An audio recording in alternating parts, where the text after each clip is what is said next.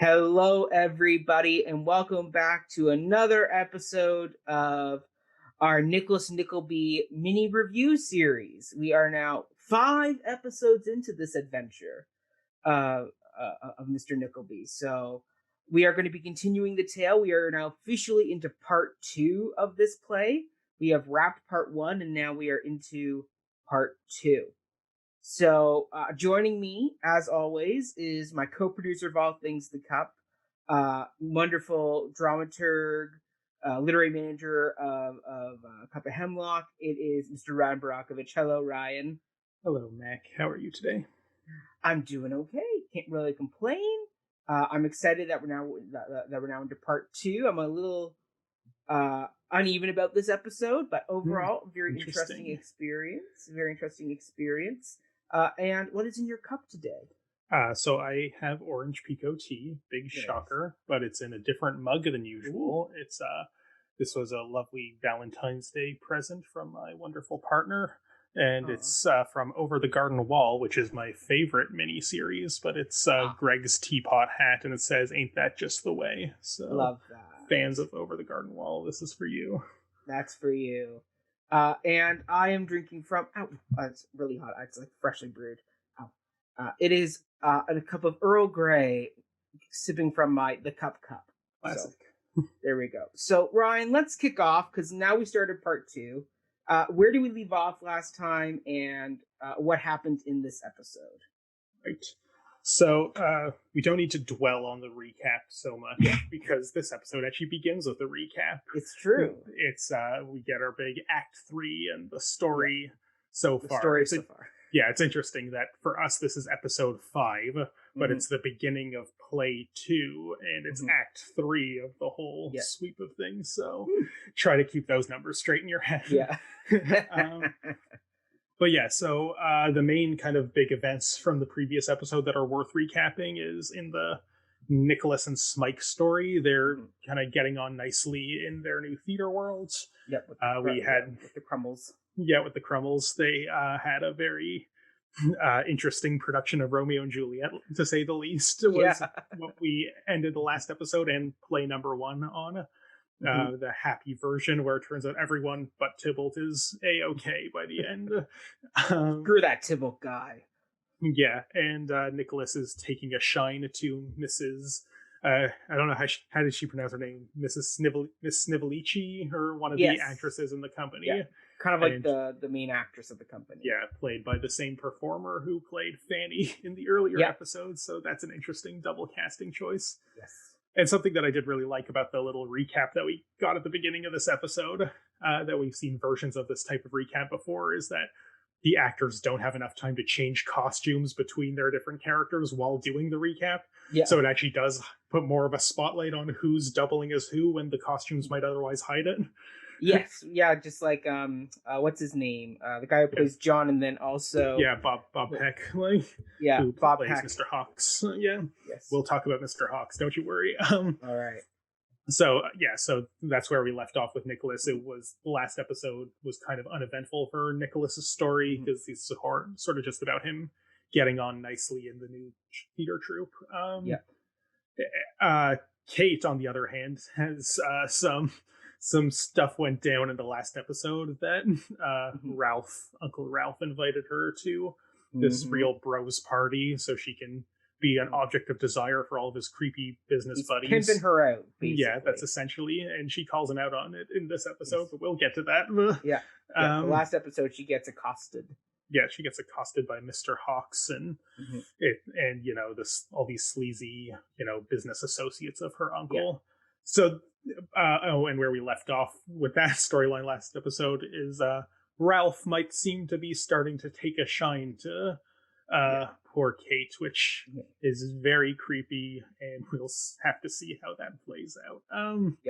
But in this episode 5, so we'll kind of just go through it little beat by beat, scene by scene.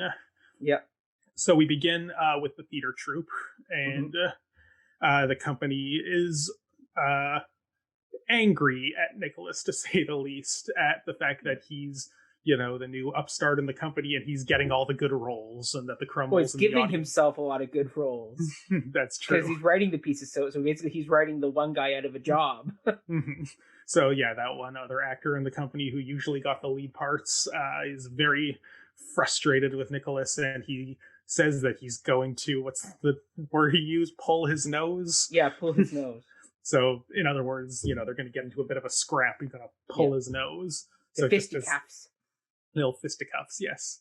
So just as they're preparing for that, and he's about to pull his nose, Nicholas just bam socks him in the face like he did to Mr. Squeers all the way back in episode 2, because Nicholas is the kind of guy who just solves his problems with his fists. Yeah, and that pulls literal punches. Yeah, pulls no punches.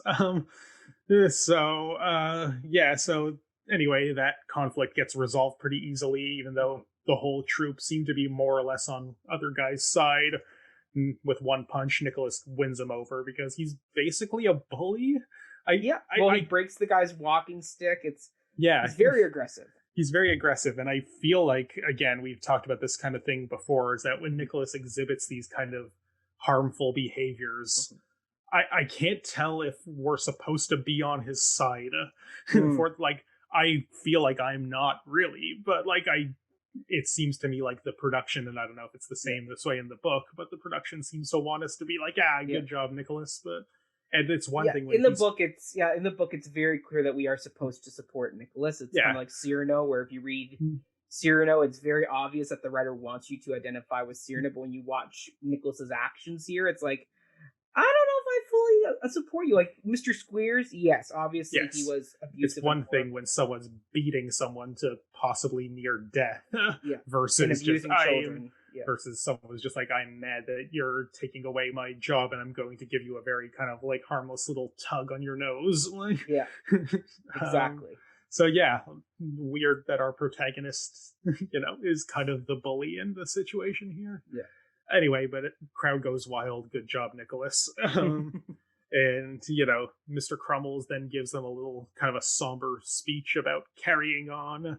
And Smike says, outcast. And Nicholas says, no, not anymore, because I guess they're pretty content in their home. They are. They're doing well. They're getting paid. Like, they can't really complain. Yeah.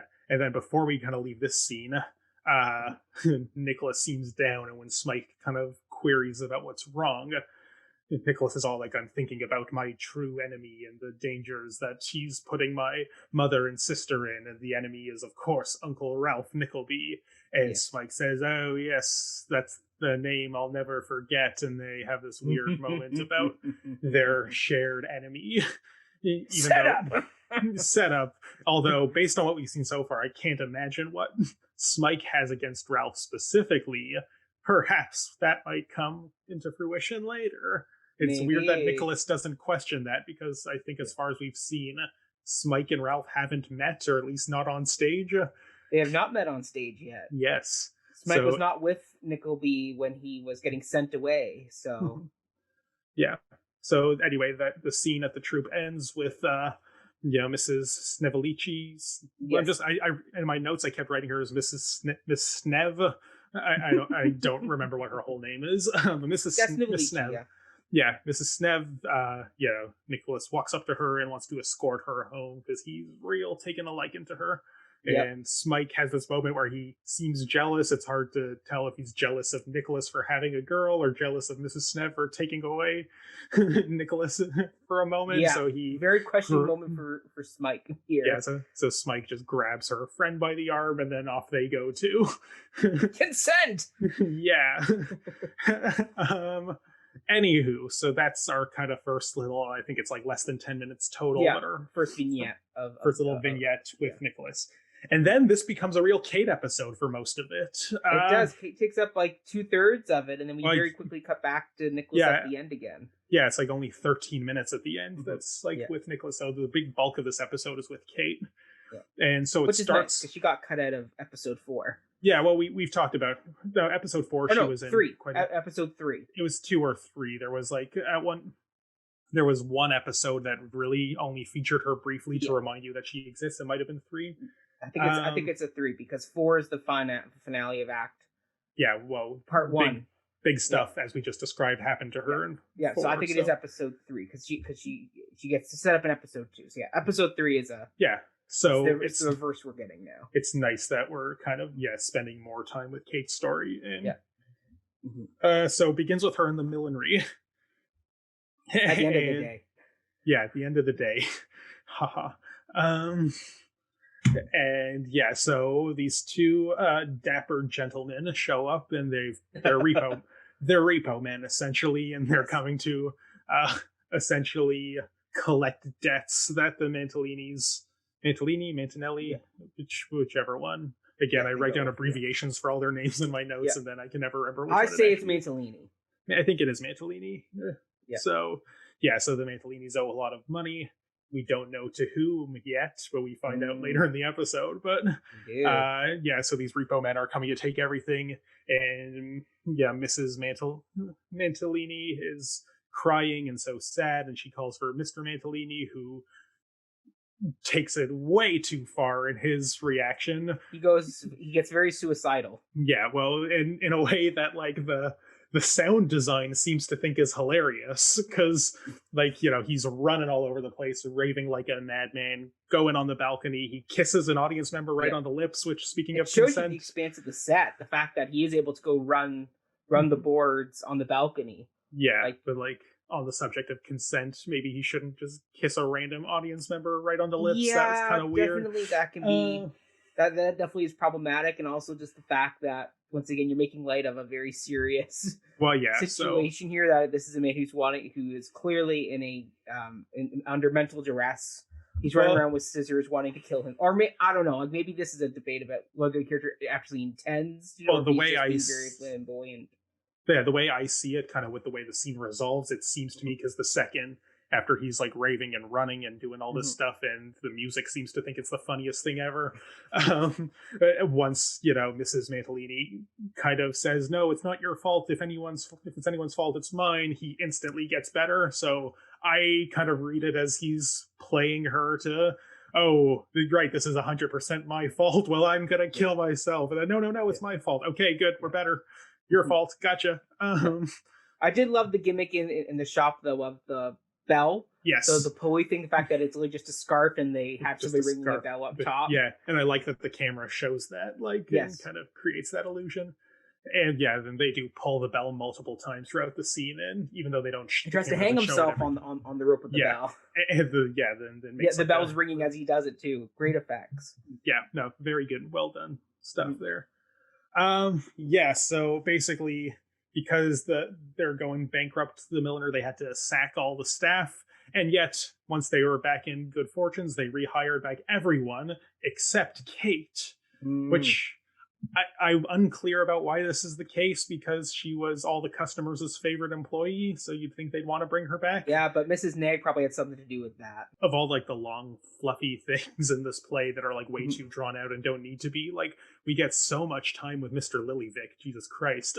But things like what exactly happened with Kate's job and why they didn't hire her back, that could have maybe used some more explanation, but nope. In the book, it's very brief. It's once again, it's basically you're copying and pasting chunks of Dickens text, right? Which is clear because it is conveyed through the narration. But maybe that's something that Edgar would have been wise to flesh out a little bit instead of so much time with the Lillyvicks. I mean, the only thing I will say is Miss Snaggs does play a bit more of a role in ensuring that Kate does not come back. Okay. Up to the point where we are now, or are you talking about things that happen in the future too? No. Up the situation of her getting out of getting away from the Mantilinis. Miss Nag. I think that's the storekeeper, right? The one that's really against her. Mm-hmm. She is. She's actively lobbying to get rid of her in the book. So it's very clear that she probably had some hand as the head shopkeeper of who she gets to rehire and who doesn't get the that's a scene I might have liked to actually see. Yes. Which again, it's weird that kind of, and sure, maybe it is, there's precedent in Dickens for this is fleshed out, so this gets adapted and fleshed out, this isn't fleshed out. But I think after Kate is no longer hired back, we cut back to those scoundrelly fellas who were at Uncle Ralph's bro party. And the young one, yep, that's what we're looking at right here. So Lord Frederick, he has like a hard to pronounce last name, so I'll just call him Lord Freddy, the young one. Yep. Yes. He really wants to see Kate again. And Mr. Hawk, the elder rapier one from the party, he gets on Lord Frederick's good graces by pretending that, when he was alone with Kate, he talked up Lord Frederick so much and that, she'd probably very much like to see him, and which we obviously know to have not been true, but, dramatic irony. So the two of them are planning on going over to ask Ralph for her address so they can have another look at her. So creepy dudes. And then before we do see them showing up at Uncle Ralph's, we have a brief little interlude with Kate and Mama Nickleby are off to find a new job and a new home. And they immediately find one. So the Witterleys hire Kate pretty much on the spot. And Mama Nickleby's already scheming about, well, this sickly lady probably doesn't have much time left on this earth. So perhaps the handsome, rich widower will immediately marry my daughter right after. And Kate doesn't want to hear about it, but she's just happy for the new job. Yes. Anyway, we follow up with Ralph in his office, and Mr. Hawks and Lord Frederick show up with their other two friends, whose names I don't think we are gonna, don't bother looking up. No, they're just there. Yeah, the two other guys. The foppish gentleman. Yeah, so Lord Frederick really is pressing Ralph to know, where does Kate live? Because he only wants to look at her. Weird that he doesn't think that raises some red flags. Keep in mind, like, we know this just from the previous episode, that Ralph is maybe having some more affection towards Kate than he previously did, and even though he doesn't address that outright, that might be swaying some of his internal turmoil in this moment. So he's considering just telling Lord Frederick, but it's very important that only he know, that don't spread it to the boys. And of course, we know that secret won't necessarily stay safe. But before Ralph can even convey this information, who happens to show up but it's Mama Nickleby, and she's so excited to tell Ralph that Kate got a job and she's escorting this rich lady to the opera. And of course the whole creepy bro posse is overhearing all of this, and they're like, oh, you're Kate's mother, you look young enough to be her sister. There she is. This is the scene. That's the scene.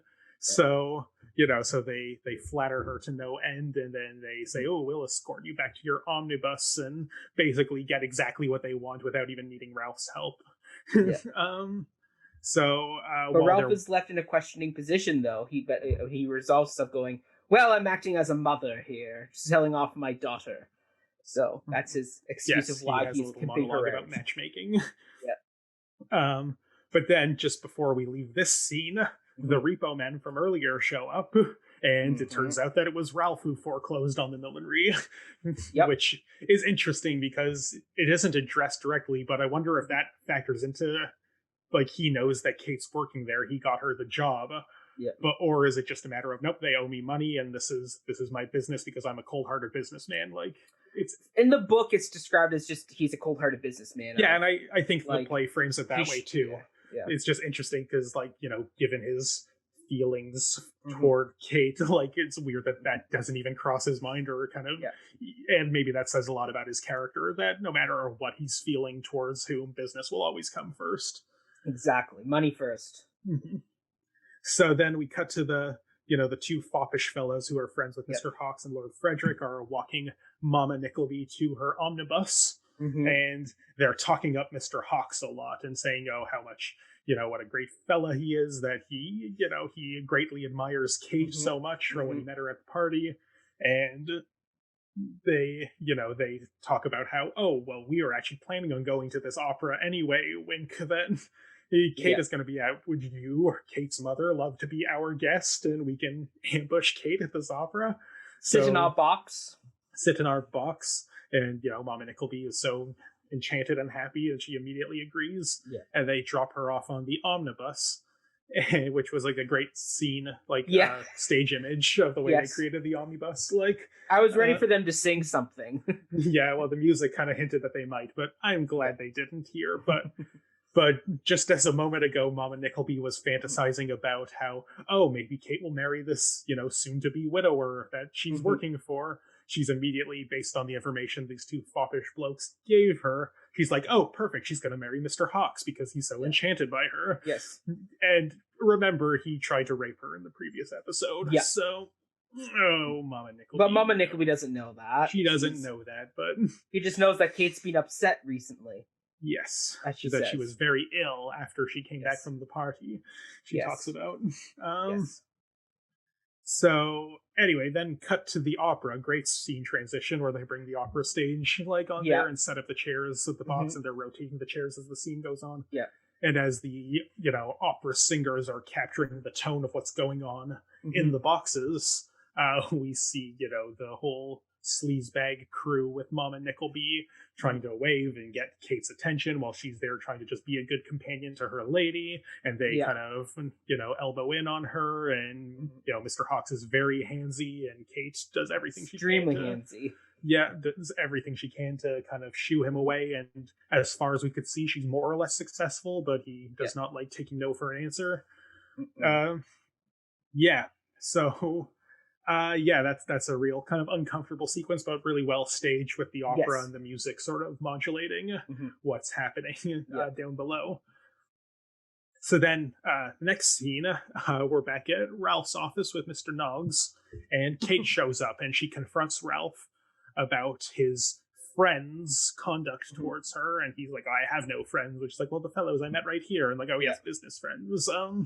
And Kate says kind of surprisingly that you're my only person left, my only friend at hand, possibly in the world, she says to Ralph, which, based on everything we've seen, weird that that's kind of her takeaway, that he's her friend, and based on what we know is going on in his mind. Yes. Okay. Kate's in a what is it, like a pit of snakes, as they say, or something like that? Like like a den of snakes. Yeah. She's clearly not in a good spot.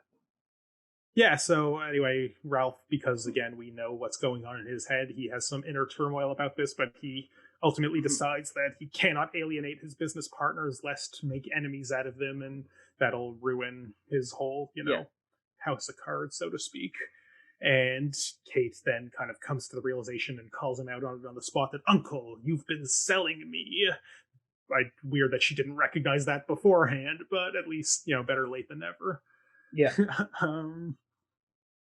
So as she kind of runs away crying, Mr. Nog sort of meets her in the hall and consoles her and says, good, yes, cry all here, don't let him see you cry, but you're among your actual friend here. And then after she leaves, Mr. Nog fantasizes / mimes punching Ralph. That is right out of the book. Okay, I figured it probably was, because it's just that's a quirky thing to make up, but then again, Dickens made it up, so yes. That is literally right out of the book. But it definitely fits his character, the kind of cowardly lion type that he is. Yes. I did miss the knuckles though. I did miss him doing the knuckle crack. It set that up in part 1 that he does that. When he would it have killed him to crack his knuckles once before mime boxing? Right, that would have been a great moment to do that. But then after he does that, he immediately sits down I have to write a letter to Nicholas. Yes, and while we don't get to, yeah, exactly. That's who we know the letter's going to. Kate does not know who well, yeah, Kate is gone by the time he does that. Kate isn't aware that this letter is being written, but. We know who else. Mr. Dog doesn't really have other friends. He has people whose salons he gets invited to because he's such a good bartender, I guess. Yeah. He makes good punch. Saves babies and women. Yes. So that's the end of our kind of long Kate interlude, and then with 13 minutes left to go in the episode, we return back to Nicholas and the troupe. And there's a bit of a celebration-esque party going on among the company, and Miss Sniv's father and mother are there. And it's funny because when this scene first started, Nicholas was inquiring about Mr. Sniv. I thought for sure, oh, she's married. Because he's much older than her, but in this time with a lot of the characters we've seen, that doesn't. It's possible. Yeah, but no, it's her father who's this kind of theater veteran, plays all the old soldier types in the plays. Yeah. And he's very taken by Nicholas, or Mr. Johnson, as they call him. Yeah. So he meets her parents, and then, hey, Mr. Lilyvick is here because he's back from his honeymoon. And he and his wife are there, and he's, kind of like ribbing Nicholas on about how lucky he is that he married the like coolest, hottest actress in the company, or from the Drury Lane. And it seems like he's trying to make Nicholas jealous, and Nicholas kind of, or at least Roger plays it like he's jealous, but weird, like he spent like no time with her. It's weird where that's coming from, but yes, yeah. In the book, it's a bit more built up that maybe Nicholas did. Oh, Nicholas clearly has infatuation with both actresses here, kind of like Archie with Betty and Veronica. Like basically, Nicholas is infatuated with anyone who isn't Fanny. Is what it comes down to. Poor Fanny's squares. Poor Fanny. So then Mr. Sniv gets up and makes a big, hard to even tell if it's drunken or if that's just his demeanor, but he makes a big toast to the. It's supposed to be drunken. Yeah, but because we haven't seen a lot of this character, sure, he's like kind of bombastic and slurring a bit, but it's hard to tell if that's just who he is or if it's because he's drunk. Very true. So he's making a big toast to all the ladies and how he loves all the ladies. And Mr. Lilyvick, being, the buttoned-up doofus that he is like, well, even the married ladies, even my wife. And, being the, big, ass that Mr. Sniv is, he's like, of course, all the married ladies, especially your wife. And he goes up and he kisses, the new Mrs. Lilyvick. Well, before he does that, Mr. Lilyvick tackles him under the table. Yes, that's true. Okay, so I was going to get to that, but you're right. I got the order out of sequence. So Mr. Lilyvick is so mad at this, the conduct that he gets into a big fight with Mr. Sniv. They're like, wrestling under the table. Mm-hmm. But, the new Mrs. Lilyvick, the actress, kind of like calls it to a halt and be like, Mr. Sniv has done nothing wrong, and that, I'm an actress by trade. You can't be mad at everyone for fancying me, can you? Yeah. And then I'm a celebrity. I'm a celebrity. Everyone's in love with me. And and then you're right. This was in the sequence of events. This is when Mr. Sniv is like, haha, vindicated, and he goes up and kisses Mrs. Lilyvick a few times, and he's also pretty handsy with a lot of the ladies in the company. Well, he toasts to all of them. Anyway, then one of the elder biddies of the company says, oh, Mr. Johnson, i.e. Nicholas, a letter came for you. And so she hands him the letter that is presumably, although it's not confirmed in this episode, it is the one that Mr. Newman Noggs was writing at the end of the previous scene. Yeah. And just as Mr. Sniv is toasting the best goddamn actor in this company, Mr. Johnson, and everyone's like, speech, speech, speech, and Mr. Johnson gets up in front of everyone and says, sorry, I have to leave immediately. Family matters. Well, yes, he doesn't even... Oh, sorry, he doesn't say family matters. He just says, I have to go. Yeah, we know what it's about, but... Yes. So they try to beg him to stay or ask when he's coming back. He seems pretty sure that he's never coming back, which, never say never, Nicholas. Come on. He's pretty sure. I mean, the fact that Mrs. Crumble's trying to get him to stay for another week of last appearance brought back by popular demand. And the way she was blinking at him, it seemed like she was implying that if you stay, there's some sexual favors in store for you. Mrs. Crumble. Mrs. Crumbles, you sly minx. But no, he insists he has to leave, and he has a tearful goodbye to all the kind of random nameless people in the company who we barely know. Yeah. But he is friends with the one guy, though, the one that tried to take him on the nose. Yes, and they have a nice kind of handshake, mutual respect for each other, even though that guy should still be pissed at him. He lost his walking stick. Yeah, not only does Nicholas take all the good roles, that's still not resolved. Well, maybe now that Nicholas is leaving, he's more cool with it, but good freaking riddance. Also that same biddy who gave him the letter gets up, and she seems super drunk, and she's like, song for Mr. Johnson. And then she sings this beautiful opera number. It's almost which Will Ferrell movie was it? Was it Talladega Nights, where that was a thing where you don't expect him to get up and sing this beautiful opera song? No, Step Brothers. It's Step Brothers. Was it Step Brothers? Okay, it was one of those. Step Brothers at the end, the Catalina wine mixer. Mm-hmm. Yeah. It's the Catalina wine mixer. So it kind of brought back those comedy vibes, and then as Nicholas and Smike are getting on their way. It's unclear if he's gonna say goodbye to Mrs. Snoo. They sort of make eye contact as he's grabbing his hat, but then they have a hug and she's crying, and then Nicholas and Smike are back on their way. Thus ends the episode. Dun, dun, dun. Mm-hmm. So yeah, that's the recap.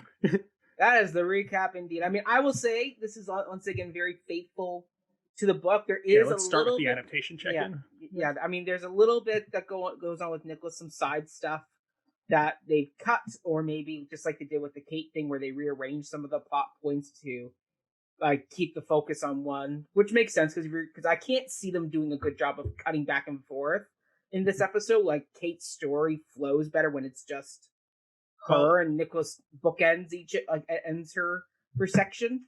See, I think the reason why I would agree with that is, like, it doesn't make sense to kind of cut back and forth is because there really wasn't a lot of Nicholas content in this episode. And the kind of big event that he does experience is receiving the letter and deciding he has to leave. Yes. That only makes sense after all of that has happened to Kate. So, now, that doesn't mean that I don't think there could have been a way, depending on what plot is coming in the next episode, that some of that could have been in this episode and cut with Kate's stuff.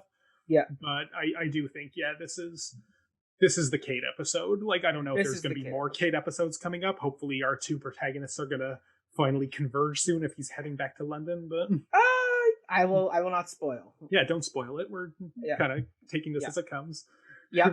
But overall very accurate. I mean, Mrs. Wycherley is very, I mean, they describe her in the book as like a hypochondriac type character, so it is like that is very that is there.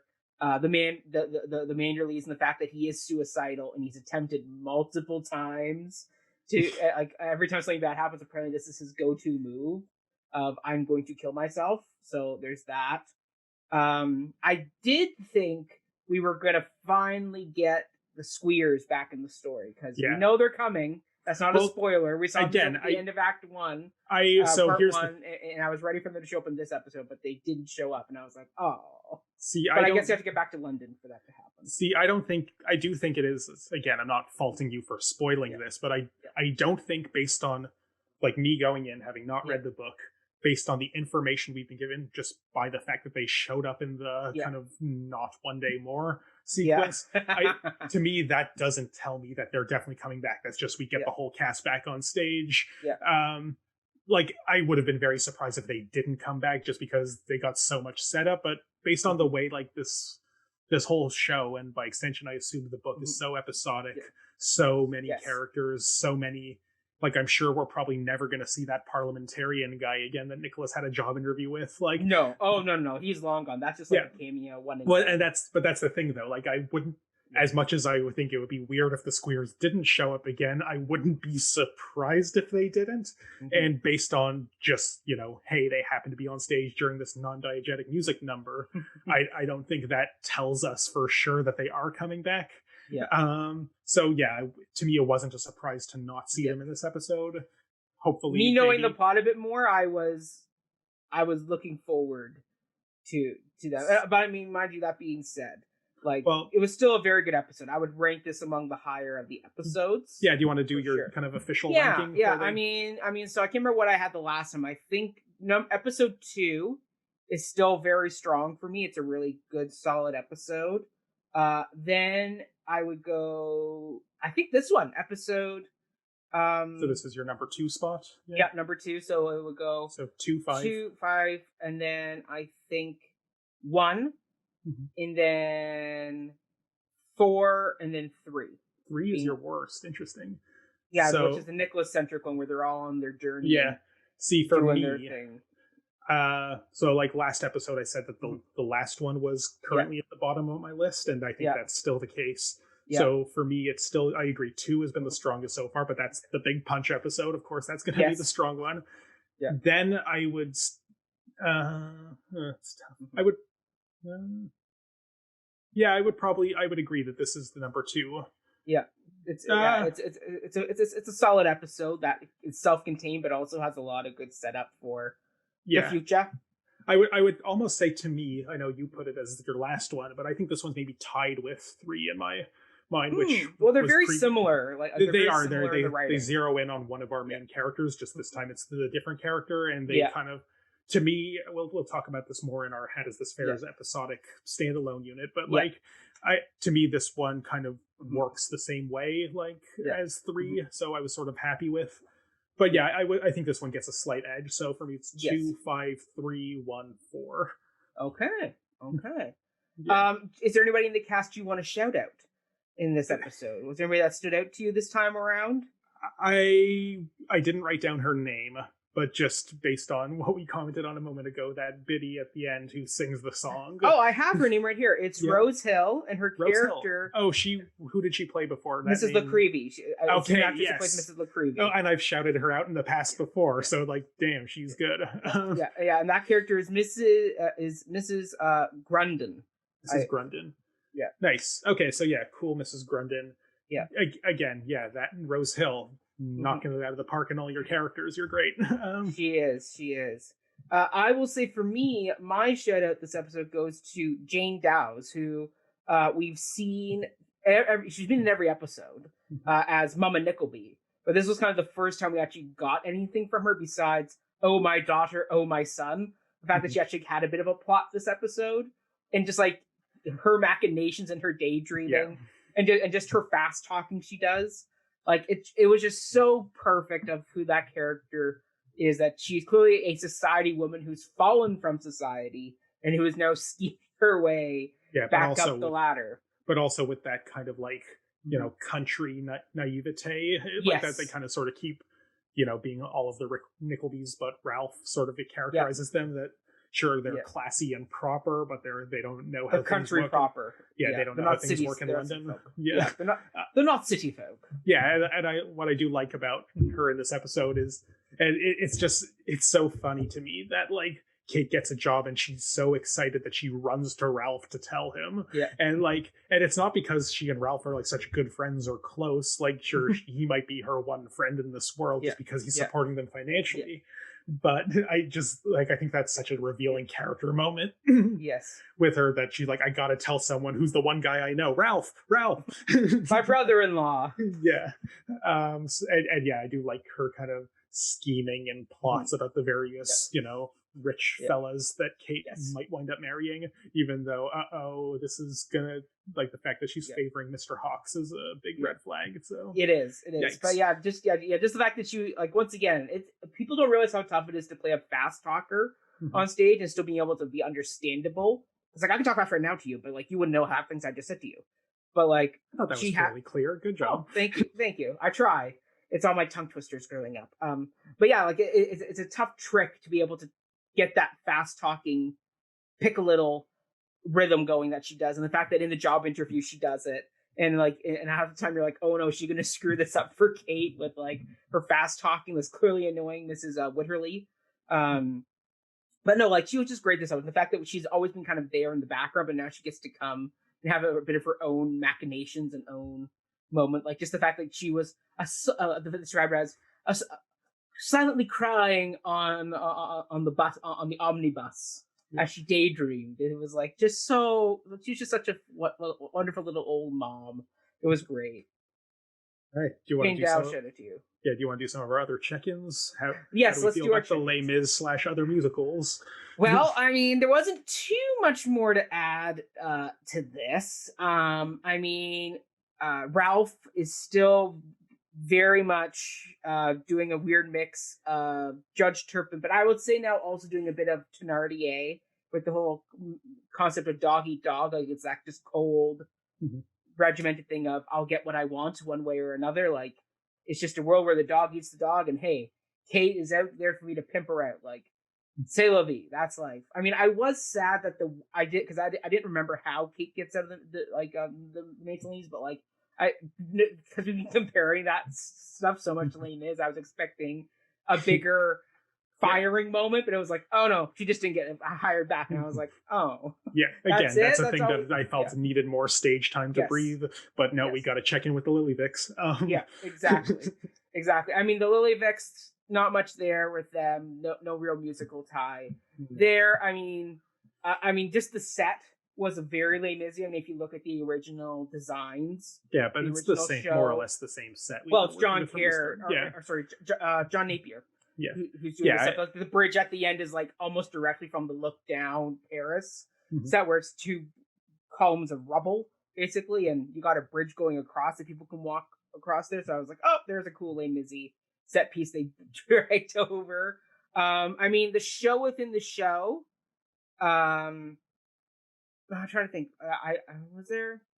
I mean, there's all types of musicals that do a show within a show. That was kind of very Kiss Me Kate-ish in a way, where like once again you have Kate being manhandled backstage by the 2 mobsters, while on stage you have Bianca doing her Tom Harrier Dick number. So like, I've seen it done where they do mirror them, and sometimes they don't. Depends on how the director wants to do it. But it's that thing of once again being manhandled while another number is basically doing the same thing. So there's a little bit of Kiss Me Kate in there, but yeah, not too much Les Mis stuff in this episode. It was more and like other little fun musical references you can pick up. Like I said last time, because last episode was the one when you first expanded the Les Mis check-in into the full musical canon check-in, and like I find, to me, that's less compelling, because what I think I said this last time, but what I find interesting about the Les Mis check-in is that we know it's the same team, and this is a project they did shortly before, so this dramaturgically we can use this as a prism through which we can examine their decisions and their evolution into something like Les Mis, but just to be like, yep, other musicals exist, and this is kind of like them. I mean, Sweeney Todd is the one I would say is closest, and also just the fact that like it came out literally early 80s. Like Sweeney Todd, I think, was late 70s on Broadway, and then it came to the West End in the early 80s for a very brief run. But like the set, the costumes, if you look at that original production, once again, eerily similar. So maybe they were stealing some of the Hal Prince inspirations there.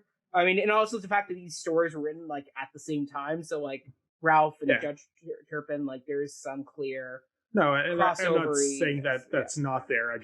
I'm like, okay, and at least with Les Mis, I understand, like, okay, yes, because the same team is carrying over these ideas, and what if they evolve from one into the other? But I mean, I'm trying to think. I mean, Kate-wise, since this was a bit of a Kate episode, if Kate is the Fantine here, then Nicholas kind of, leaving the troupe to go rescue her. Yes, kind of that there's our Valjean Fantine sort of. That is true. That dynamic. Is very, that is very, very true. I mean, once again, this is like a bit more Fantine getting manhandled in her prostitution section of the story. We're seeing the descent of this character who's clearly going through some horrible, horrible things.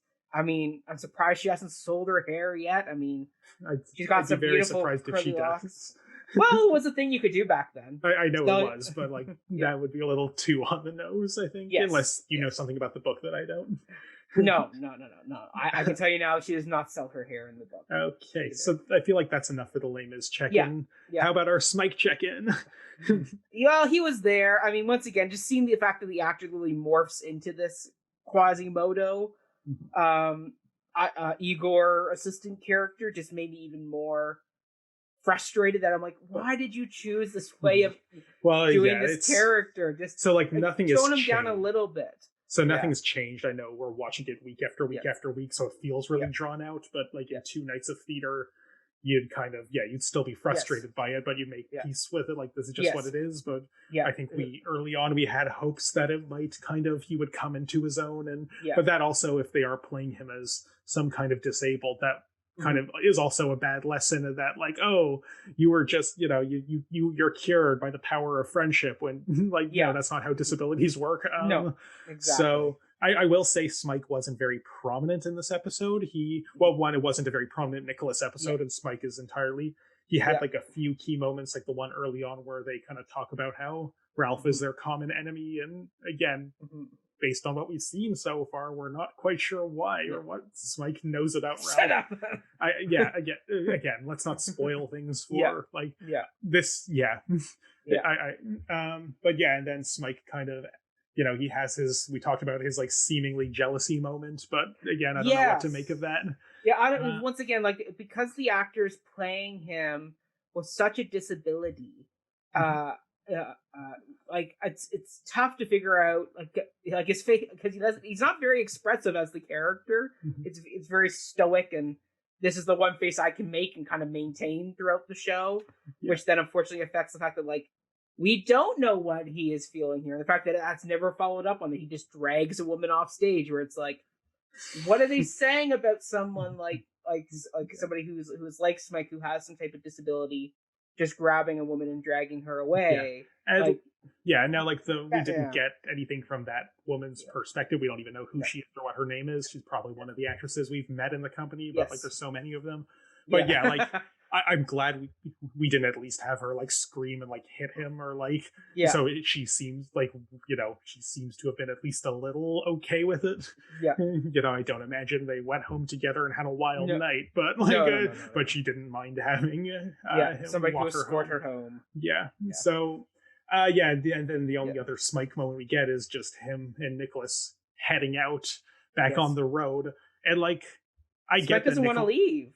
I know, and that's the thing. Like, I get that Nicholas is his caretaker, and he kind of, but like, it's weird that Smike just kind of has to go along with whatever. He could continue. He could, you know, they were just talking about how they're not outcasts anymore. They have a home with this company, and it would have been nice if Nicholas gave him the choice to stay and have Smike decide, no, you are my home, I go with you. But no, Nicholas is just like, come on, Smike, we're going. Like, come on, Smikey, let's go. So up the bridge. So like that kind of like oh man, I you know, and it to me it just kind of piles up on more and more of denying Smike his humanity and his autonomy, like as a character, as a person. He just goes where his one good friend tells him to. His and Dr. Frankenstein goes. Well, and like I said in the last episode, because Smike kind of corpsed on stage as the apothecary, that I thought, oh man, I could envision, it appears I was wrong, but I thought where this was going is that the company wanted to get rid of Smike and Nicholas would stick by his friend, and that's why they would get back on the road. But nope, everyone loves both of them. They're great. Especially Mrs. Crummell. Yes, especially Mrs. Crummell. But no, they just get a disturbing letter about Kate's situation, and nope, they gotta go. So that's other check-in. I don't have anything to say about that. I don't know. Well, I mean, I thought they'd gotten rid of it, but there's a few close-ups where you can see now it is really fading. So like, I'm enjoying this makeup work of the show, that they are actually progressively showing time through the scar healing. Actually makes sense that because this is the beginning of play 2. So that they have, like, if not the whole day between showings or the whole matinee to evening, they have time to really like. Whereas it's almost more impressive when they have it slowly diminishing between the scenes, but this makes sense as the place for it to happen, and it's sure a cool attention to detail that they did. It is. I mean, once again, I'm still expecting that scarred cheek to come back somewhere where either Mr. Squeers or Ralph or somebody goes, the man with the scar on his cheek, and Nicholas can't hide that wound. That's that very melodramatic. Yes. Like, it's a very classic story novella trope of the one, like, or like the man with the mole. Yes, him. Or the guy with 6 fingers. Like, you can't really hide that. Tuck them into your gloves, but no. Another check-in that we haven't really like fleshed out this one a lot, unless you had more about the scar. Nope, the scar is just there.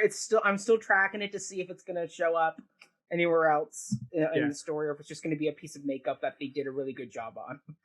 So this came up 2 episodes ago when they first joined the theater troupe. I wanted to talk about the meta theatricality check-in. Yes. Because we didn't really talk about this in the last episode, even though there was a lot of theater going on, you know, in the staging of R&J. But I feel like this might be the last we see of the Crummels and their troupe. I don't say one way or the other if they are coming back. Maybe they will. Just with the episodic nature of this, once again, I wouldn't be surprised if that's just it for them. But hopefully we see them again, because there's a lot of great characters in that bunch, especially the Crummels themselves. Or the Crumley. What's the plural of Crummel? The Crummelies. The Crummelies. But because we might be kind of diverting our attention away from the theatricality subplot, I feel like this is as good a time as any to talk about this. Mm-hmm. So I mentioned a few episodes ago this book, The Theatre Fictions in Britain by Graham Yes. Wolfe. It's I talked about this one with ML Rio in the interview I did with her Yeah. Mm-hmm. too, and and so he talks briefly. Nicholas Nickleby isn't one of his main case studies in here, but he does talk about just various novels with theatrical subplots and the dialogue that is had between novels and the stage at the various time periods in British history. Yeah. And he has an interesting take on Nicholas's presence in the Crummles' troupe. And that because Nicholas is the big star that everybody loves, and he's not a trained actor, he's like barely even heard of theater coming into this, and they sort of make that clear that he just kind of waltzes in and is suddenly the best at everything. Mary Sue, am I right? Yeah. but the kind of Wolfe's point in the book is that this is Dickens as the novelist diminishing the art of theater and the art of acting in particular, that literally anyone can just waltz on off the street and be the best at it because there isn't really any skill, no training, no practice to it. And you can translate a French play, get up there on stage, you can do it all, no problem. Even Smike can do it. So thinking about this, it's sort of interesting to me in an adaptation of this arguably anti-theatrical novel that sort of makes a farce out of all these theater people and kind of denigrates the work they do and says that they're all just a bunch of hacks, which Dickens certainly, as we've discussed before, had good reason to think of them as such. I'm curious, and maybe you have thoughts about this. How do you feel like this anti-theatricality or this anti-theatrical undercurrent is communicated in the stage version? Do you think it's diminished less so than it is in the novel? I mean, in the book, it's very clear that Dickens is the Crummles are there as a farcical duo, and their troupe is meant to be kind of like the rude mechanicals. That good, we have a water pump, and look, we have a 19-year-old daughter that we basically turned into an alcoholic for the sake of show business and keeping her childlike, certain things like that. And Mrs. Crummell hitting on Nickleby quite a bit.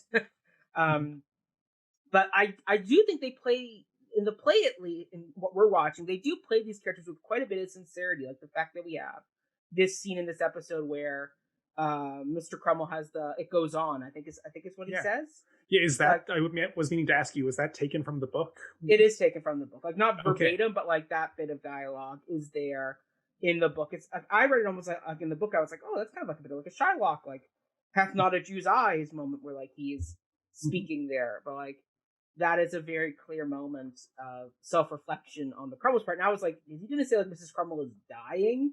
Is that where we're going? It was taking a bit of a somber turn there, and I didn't know where it was going. But I do think this, particularly this play, is keeping them in a very kind of comedic in the sense of they're boisterous. Are they the greatest? No, clearly by the Romeo and Juliet production we saw, but they are playing it sincerely. And because the actors are playing it sincerely and truthfully and not hamming it up, like you could. I mean, if you watch the film version with Nathan Lane, he is a very broad, funny, but very broad version of Mr. Crummell. Yeah, and I think that is more faithful to the book, or at least the essence of what the book wants to say about these people and their work. But I think it's interesting, and I do like the fact that put this in the hands of theater people, and you get a very different impression of these theater people.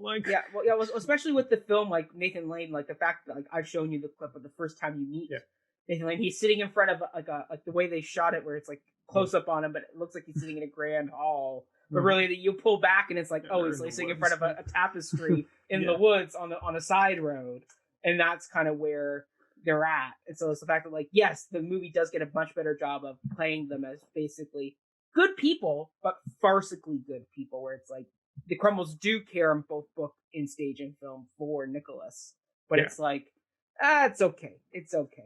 Yes. This is just the kind of thing that I'm thinking of. Dickens obviously didn't care much for theater, but it's interesting trying to reconcile that dissonance when the theater people are the ones staging the show. Yeah, well, I mean, the fact that we have Mrs. Grund, I think I said her name was. Yeah, Grund, the Rose Hill character.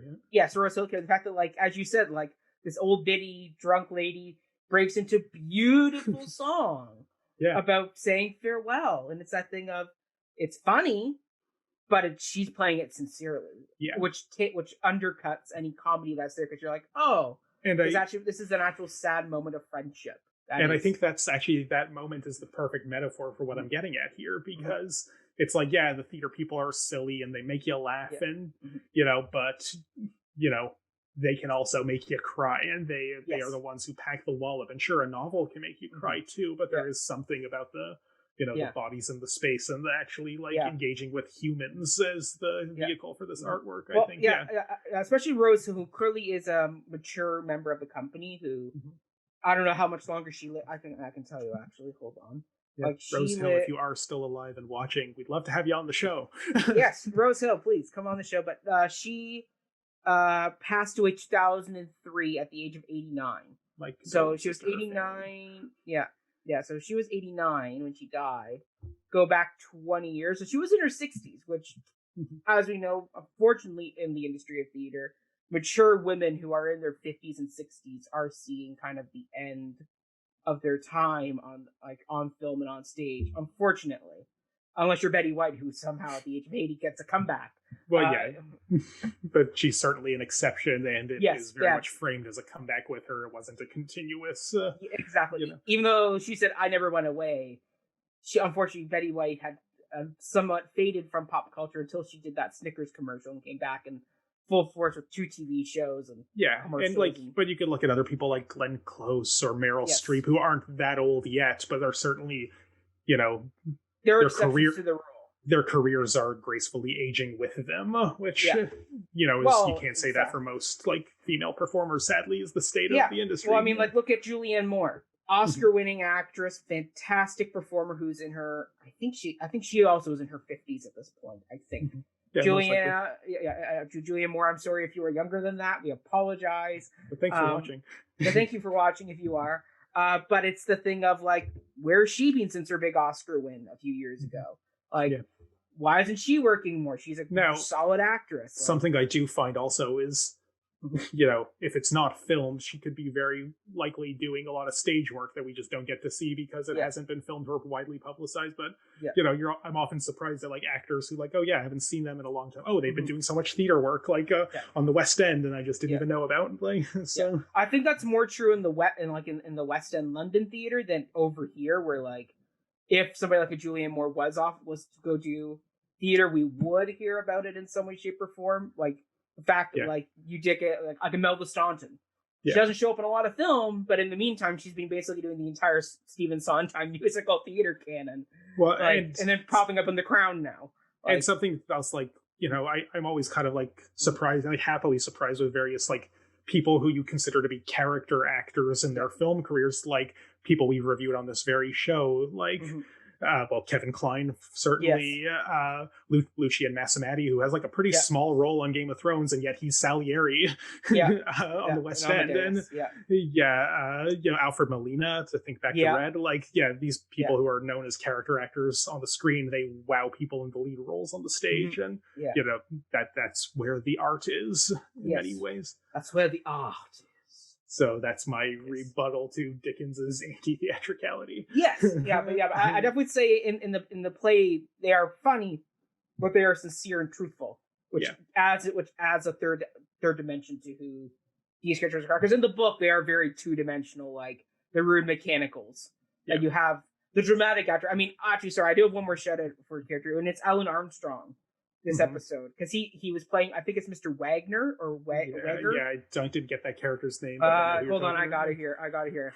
Sorry, Mr. Wagstaff. Mr. Wagstaff, who's kind of the main supporting middle-aged actor of the company. But the fact that you kept getting these little cutaways to him throughout the episode, again, it's that theatrical thing of he's funny, but there is something truthful to this supporting player guy who's just always they're willing to kind of take it on the nose, literally this episode. And that character I think is an interesting foil to Squeers too. It is just Alan Armstrong, obviously very talented, and he is kind of flexing his range in this role. But So anyway, that's my meta theatricality check-in. Love it. Well, we'll keep an eye on it in case they come back, or if we get another play within a play opera moment. Yeah, if they come back, great. If they don't, I'm fine letting this check-in die. Well, we did it for we did it for the ones where it was most important. Yeah, I think our last check-in that we haven't done yet is and we kind of alluded to this in our sort of ranking of the episodes, but how does this one fare as a standalone piece of serialized television? A great kickoff to the part 2. I would say, like, the opening is the opening intro that they wrote for the film version, because that intro is not done on stage. I think what I read is this one did exist because, remember, they're reminding people after like a whole possible like 24 hours have passed. Right. But they wrote in a few extras. The versions of that we've seen in like episode 3 were added for the television version. Got you. Yes, that would have shown up after intermission of part 1. Right. Okay. Yeah. So I mean, right from the get-go, that's the fact that once again they were able to really quickly summarize everything. It was funny, like the fact we got to see the Fanny fall again, the fact that Mr. Squeers does a very staged slap to indicate that he is getting slapped by Nicholas. So there's that, which is funny. And I mean, so right away, like the pacing of this was good. I never felt like this is a dragging episode, kind of like episode 3, where like Nicholas's solo story was pretty much kind of like, what are we doing? Like, this is kind of just mini adventures upon mini adventures here. Like, I'm not feeling the build. This one felt naturally building. Like they both played off each other. Like, even if we didn't get to see a lot of Nicholas, his story is informed by Kate and what's going to happen and what happened to her in this episode. It clearly propels him to that. Actually, oh, sorry, another Valjean or Les Mis reference. Valjean gets the letter from Marius to Cassette at the barricade, and Valjean goes off to join the barricade to go help. We did it. Good job. There's another. There's another Les Mis check-in for you. Sure. So I mean, like, overall, great episode. It sets up that Nicholas is now going back to London, so we know there's going to be some more family drama that is heading our way. So I mean, I think it's a great kind of. I mean, once again, we would be seeing this, and we would be. There's still a lot more to go. So I mean, this would be hour 1 of part 2 of part 1 of that night. So so there's still much more to go. But like, this is a great kind of natural ending to the episode of. You're ending your time with the Cromwells that's been going for 3 episodes now, because we meet them at the end of episode 3. We saw them all through episode 4. We saw them all through episode 5, and now that, for now at least, that era of the story is ending. So you got to wrap it up nicely, and you're off on a hero's journey, as they say in Gallivant. As they say in a lot of things. Yes. As Joseph Campbell would say. Yes. Anyway, I agree. I do think this was one of the stronger episodes. Like, we both ranked it in like the number 2. I was had it like tied in number 2 with episode 3. But that's sort of the point I'm getting at here is, I think, while this one doesn't drag, you're right. Like, episode 3 has parts that do drag. Yes. What I really did like about episode 3, and I talked about this 2 episodes ago, is that it was just so well bookended, and it kind of like, even the parts that dragged kind of seemed to make sense by the time we got to, and because it was part of the story of that episode was, being lost and finding a home. And and so you kind of did have to see those little episodes in between to feel the loss of that and feel rudderless until some kind of security was found. And that's why by the end of that episode, I was very on board with it. Yeah. This one certainly, it has less than episode 3, but still has some things that I'm like, well, that's kind of superfluous. Did we need that? Did that need to be as long as it was? Yeah. And the big one for me, in case you couldn't tell, is the Lily-Vicks. Like, they're interesting. Still hate those Lily-Vicks. I don't even hate them. They're interesting characters, but like, why are they there? Why are they here? And maybe in the book they serve more of a function, but we're kind of there. I hope to God that they will do something big at the end that'll justify all of this stage time they've gotten. Because if they don't, because like, as far as I can tell, there isn't like a meaningful thematic foiling between like these characters. It's not like, oh, Mr. Lily-Vick is what Nicholas would be if he cared only about money and not his friends, or like I don't see like and I'm all for characters that don't necessarily have big plot functions, that they have symbolic or thematic functions, but I don't know what this guy is doing for the story other than just kind of being kind of like, laughing stock kind of fellow who, just has a lot of money, marries an actress and gets very jealous. And I don't know what to make of him. And I think, again, this is the third episode in the row where he takes up more stage time than he's owed. And he's in this one, he wasn't even in it that much, but like still like he was in it for like, I would say maybe all of like 5 minutes or so, probably like, total time put together. Like he shows up, he has the fight at the end, like he basically is only in the end chunk. Well, he shows up, or no, you're right, he does show up at the end. He's mentioned in the first chunk about how he's back from his honeymoon, but I've yet to see a payoff to all of this, and like I don't know, just watch when it gets to the end, and it's Mr. Lilyvick that saves the day. And like if it does, I will recant all of these statements. Although I think maybe seeds of that importance could have been planted sooner, because it feels like he should be important, but based on everything we've seen so far, it doesn't feel like he's going to be. Yeah. And I think that's a problem in adaptation, in the episodic nature of this, and the serialized kind of like... Yeah, the faithfulness of the book may be undermining the adaptation. Yeah. Because in the book, obviously, you have a lot of time to flesh out characters. It's just like in Harry Potter with, like, Little Bagman and Harry Potter Goblet of Fire. But okay. He's only in the book, but basically he's there to MC the Tri-Wizard tournament. And he's also doing side bets that he's not paying back. With Fred and George, but like in the book, you have time to flesh that guy out and have him. Sure. There's kind of this boisterous, past his prime sportsman, but in the movie, you can just chop that character and do it. So maybe Mr. Lilyvick will become kind of like what should have happened with Ludo Bagman, where great in the book, a great kind of subplot that he's just kind of weaving through and keeps running into Nicholas, but maybe he could just go away and after the party of Mr. Nog, we don't need to see him again. Yeah, well, that's the thing. If we're not going to see him again, there's no point in even introducing him. Like that, like you could have. That's the thing. When we were in episode 3, when we were watching that salon party scene, and they spent so much time introducing him, and then we left him shortly after. I'm like, if this character doesn't come back, I'm going to be pissed. Like, what was the point of all of that? And then it was just to set up Mr. Nog saving the baby. Well, no, it was Nicholas saving the baby. Oh, sorry. Yes, Nicholas saves the baby. Yes.